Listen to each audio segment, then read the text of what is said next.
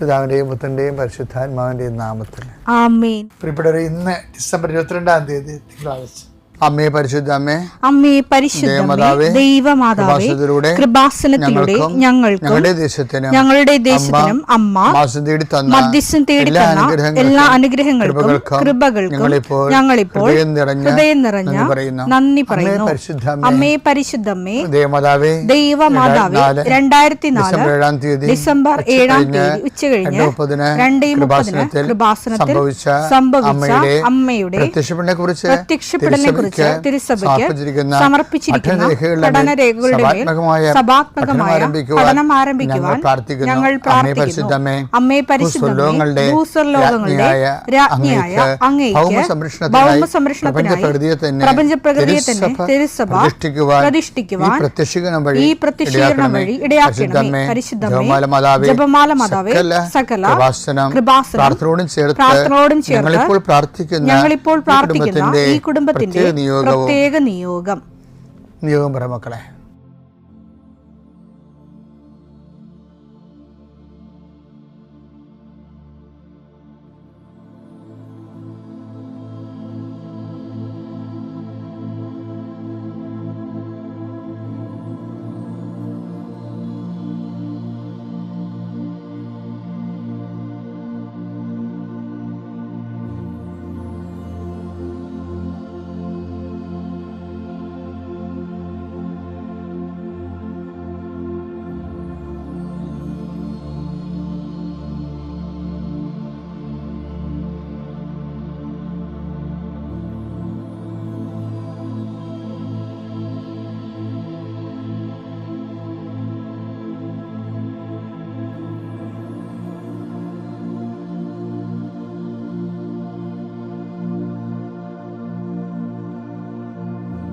അമ്മയുടെ പ്രത്യക്ഷീകരണത്തിന്റെ ഈ അനുഗ്രഹവേളയിൽ ഞങ്ങൾക്ക് സാധിച്ചു തരുവാൻ കനിയണമേ. ആമേൻ. വിശ്വാസ പ്രമാണം.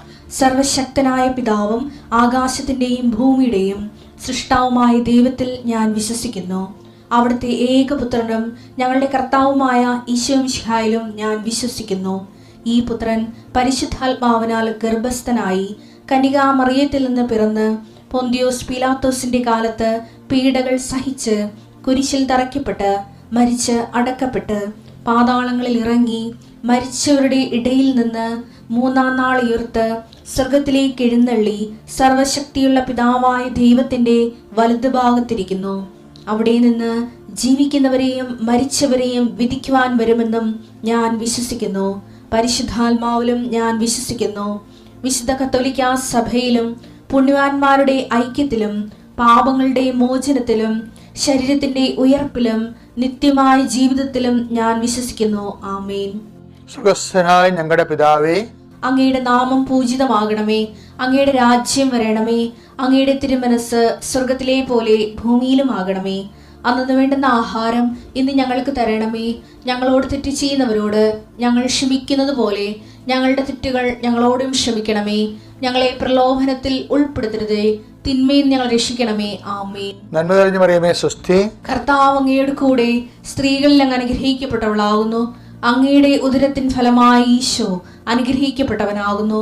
പരിശുദ്ധ മറിയമേ, തമ്പുരാന്റെ അമ്മേ, പാപികളായ ഞങ്ങൾക്ക് വേണ്ടി ഇപ്പോഴും ഞങ്ങളുടെ മരണസമയത്തും തമ്പുരാനോട് അപേക്ഷിക്കണമേ. ആമേൻ.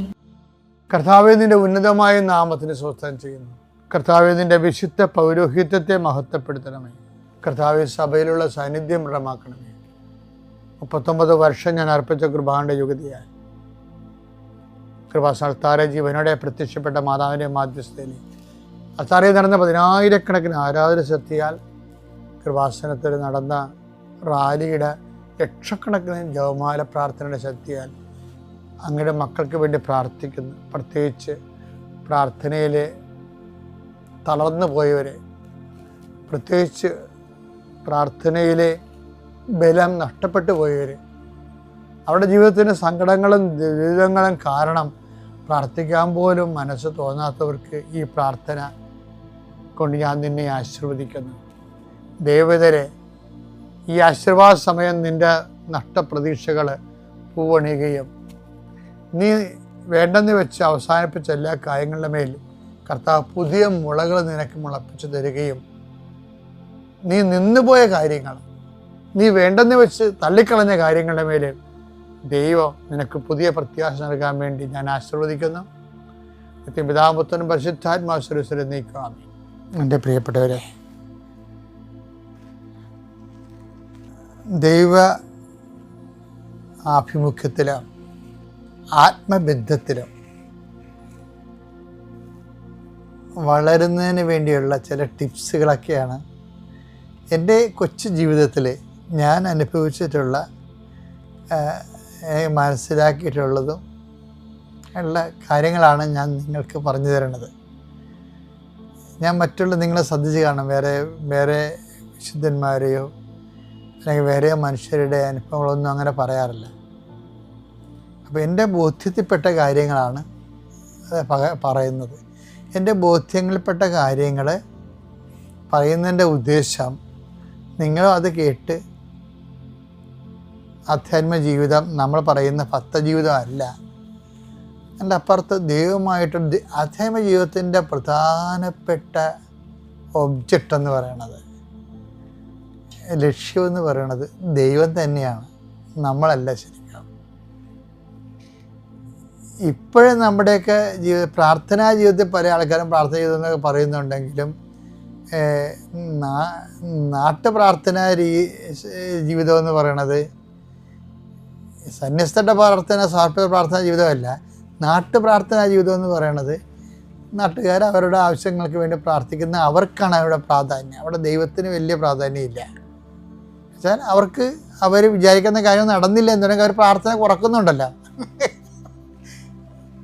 ശരിയല്ലേ? നിങ്ങൾ വിചാരിക്കുന്ന കാര്യങ്ങൾ നടന്നില്ല എന്നുണ്ടെങ്കിൽ പ്രാർത്ഥന കുറക്കുമ്പോൾ അതിൻ്റെ അർത്ഥം എന്താ?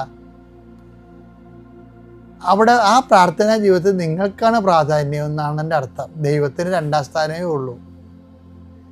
അപ്പോൾ അത് എപ്പോഴും ഇതിനകത്ത് പ്രാർത്ഥനാ ജീവിതത്തിൻ്റെ നാട്ടുപ്രാർത്ഥനാ ജീവിതത്തിൻ്റെ അപകടം അത് തന്നെയാണ്. കാര്യം ദൈവത്തിന് ഈ ഉടായിപ്പ് അറിയാം. കാര്യം നിങ്ങൾ അനുഗ്രഹം കൊടുത്തില്ല എന്നുണ്ടെങ്കിൽ നിങ്ങൾ കള്ളന്മാർ ചവിട്ടും എന്നൊക്കെ അറിയാം. അപ്പം ദൈവത്തിന് നമ്മളെ വിശ്വസിക്കാൻ പറ്റുന്നില്ല. അതൊരു വല്ലാത്തൊരു ട്രാജഡിയാണ്.